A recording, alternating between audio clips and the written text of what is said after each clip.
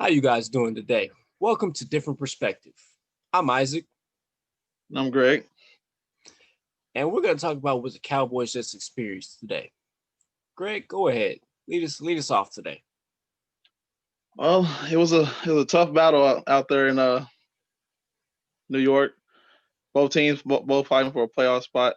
Uh, Dallas obviously came up a little bit short today. A couple of key things that hurt them: red zone execution and a couple of missed challenge plays by the coach.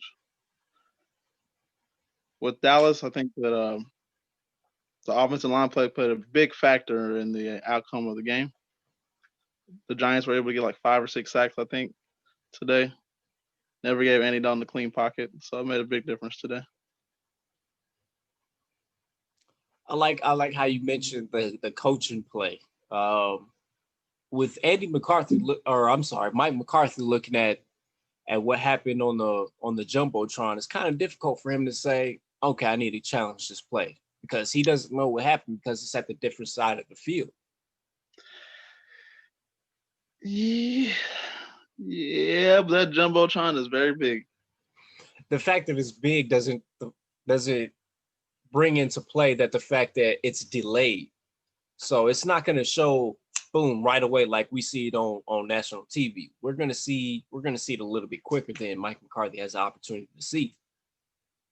Yeah, So at the end of the day, with him hesitating, with these refs and the plays that they're saying this is what it is and this is what it isn't, it's kind of hard to say, all right, I need to challenge this play.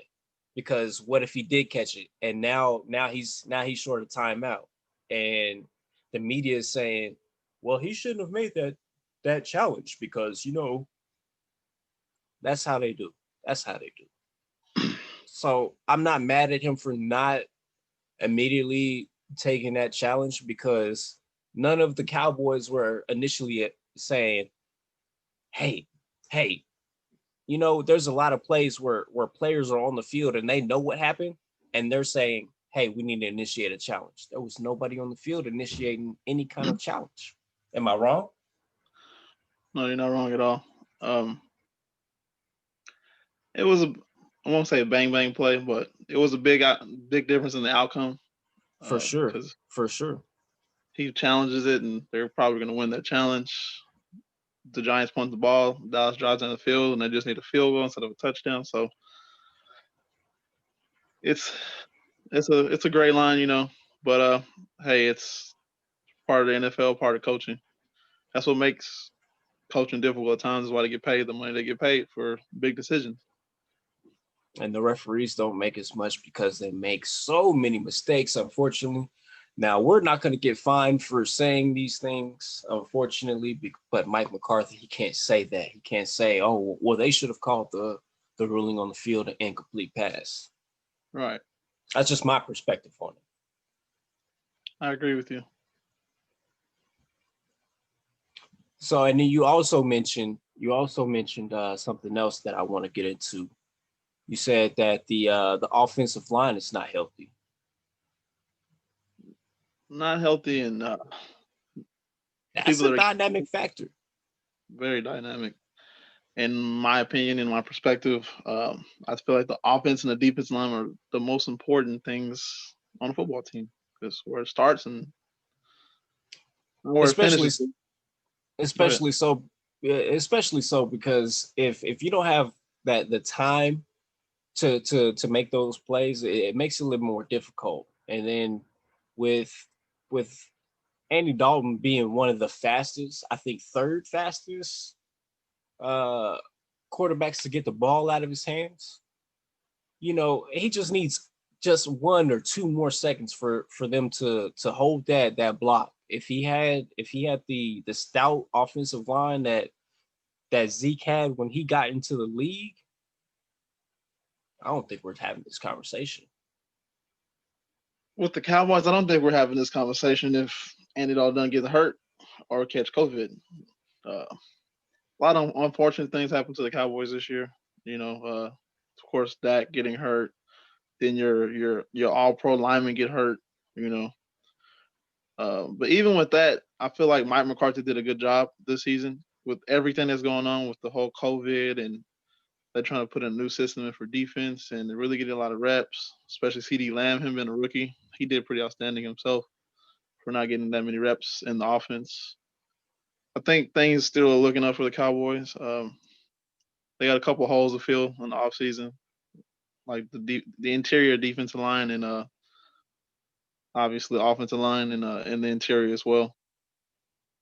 But especially not having offensive, or I'm sorry, especially not having the training camp or the preseason games that normally. yes, that's very much so. Hopefully, 2021 will be a lot different year than 2020 because we had COVID and we're still dealing with it. But hopefully by then it'll have died down enough to where we can get training camps and etc. I definitely like that. And I actually am not mad at the Cowboys for losing this game because at the end of the day, they're going to see the winner of the NFC East is going to see the Buccaneers. And I don't like looking at Tom Brady in his face. He's one of my favorite quarterbacks to play the game, and I don't think that the Cowboys currently constructed is ready to see that. Yeah, I don't think so either. They have two pretty stout running backs and a pretty agile offensive line that create holes on those stretch plays. And Ronald Jones loves those stretch plays. I wholeheartedly agree. And with that being said,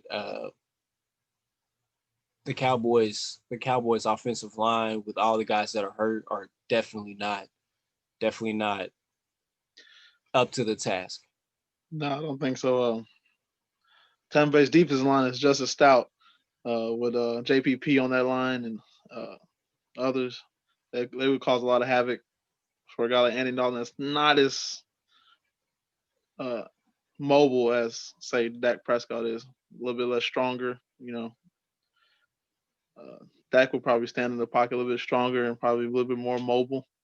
It also changed the game plan probably for the Cowboys over the course of the season as well. Yeah, I respect that. Yeah. Yeah, it just would have been a good matchup. I don't think whoever comes out the NFC East, it won't be a good matchup for them playing Tampa Bay. It's just too much firepower and just they're too complete as a team.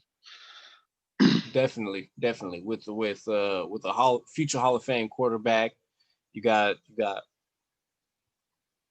3, 4 All Pro athletes at your disposal on the offensive end alone. Not to mention what they have on the defensive end as well.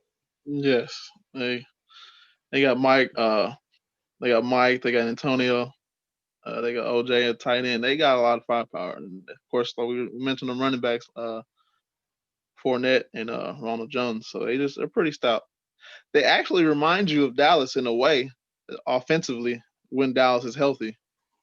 If I you really I, look at it, I can see uh, that. I can see yeah, that. they got skill everywhere on the offensive side of the ball. I actually see them going pretty far in the playoffs. If you want to say so. And I wouldn't be surprised if they sneak into that SB game. I know it's kind of scary to say this early, and there's a lot to overcome, but at least the NFC Championship game is going to be something real to deal with. Yeah, they were the early favorites at the beginning of the season, so it was not a long shot, obviously, especially when you have Tom Brady at the helm. The fierce If competitor. hopefully Mike Evans' injury today uh does not hold back his eligibility to play here come the playoffs. So that might be a factor as well, as he left the game early in the first quarter against against who they were playing. Falcons. I want to say. Right. So well, with that being said, I think we have reached our limit on what we need to talk about on this particular segment. So we'll catch you guys in the next video. Make sure you like, share, subscribe. and we out.